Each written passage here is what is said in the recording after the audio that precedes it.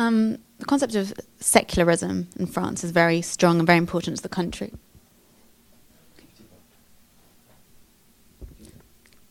The concept of secularism in France is very strong and important to the country, but we've seen it lead to controversial acts such as the burkini ban.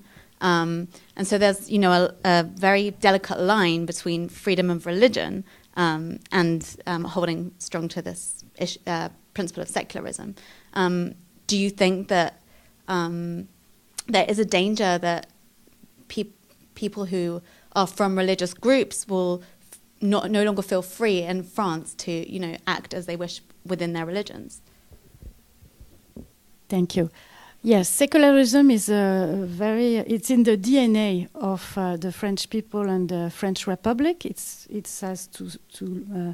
linked to our history, because our history was and the revolution and the law of the beginning of the 20th century, of the separation of the church and the state. It was an history against the religious movement, especially the Catholic groups movement. And in France, we have now other religions. The Jewish people were always here, but now we have also Muslim people, which are maybe want to be a bit more visible in the way they are showing their faith, which is contradictory to of secularism. Or secularism is that you can do whatever you want at home, you can do whatever you want in your churches, mosques, synagogues, but in public places you have to be not to show your face, and especially in public services, in schools. That's why, for example, the veil, to have a veil is forbidden in school, in public schools in France, because it's a way of showing your religion.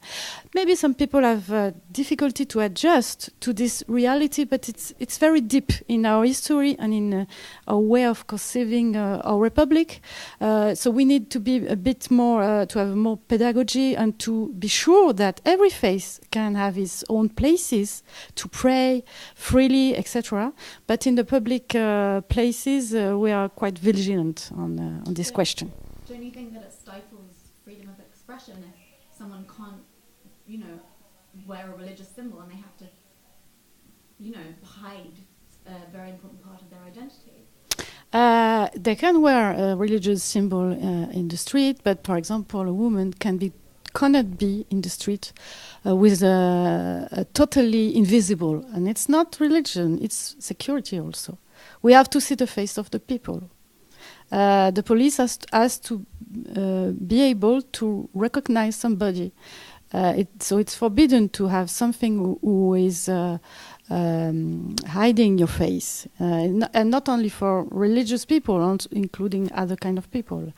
But you can't wear a sign of your religion if you have a civil servant. Myself, for example, I cannot show my face, but I was raised, I was born, I was educated with that, and it's no problem. And I think it's a question of education, yes, and sharing the same values. You were talking about the growth of the Muslim community in France, and on the panel you were talking also about the, I think you said 15,000 individuals in France who are under police watch. We're also having, now that the Islamic State has been defeated in Syria and Iraq, their territorial caliphate, a lot are returning to Europe. But France was one of the countries that came out and said that we will hunt down our people, the French who went to Syria and Iraq to join Islamic State, so they won't return to France. And that France is, like I said, one of the only countries to have come out and said something like that. But there remains the risk of people returning to France. Now, what has France planned in terms of de-radicalization programs, if there are such? Does France have any plans to deal with the women who come back, the children who come back, because they pose also a major risk to security? Yes, as you said, the recent wave of terrorism in France has to do with a radicalization of part of young people in France. And as you said, there is a a list of 15,000 people under scrutiny. They didn't committed any crime, but they are watched because they showed and they said things to support terrorism or showing that they were on the way of being close to ISIS or other group like Al-Qaeda. And we had also the phenomenon of French people leaving France to go and fight in Syria and Iraq. When we did our military operation in these two places, we were specifically targeting the cells which gave orders for the terror attacks in France. And of course, in these cells, there were French people. Now, as you said, we hope that it's the end of ISIS, at least in the territorial aspect. There are still French people in Syria and Iraq and around. We don't want them to come back in France. They declared themselves as enemies of the country. And so if they are in Syria and Iraq, we want them to stay there and they will be judged by the Iraqis or the Syrians. And that includes the women and children? Including women and children. Of course, some of them have left for a while and have managed to come back to France. There are dozens of people, and so they are immediately put in front of a judge for being they are accused of having fighting their own country in training camps abroad, and so we are very vigilant on that. But it's true that it's the question of the returnees, and not only for France, for other countries too, especially in the Arab world.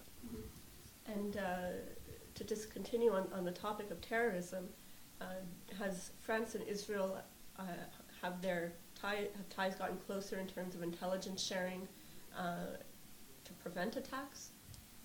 Yeah, we have for the years a very close cooperation with Israel in terms of sharing intelligence.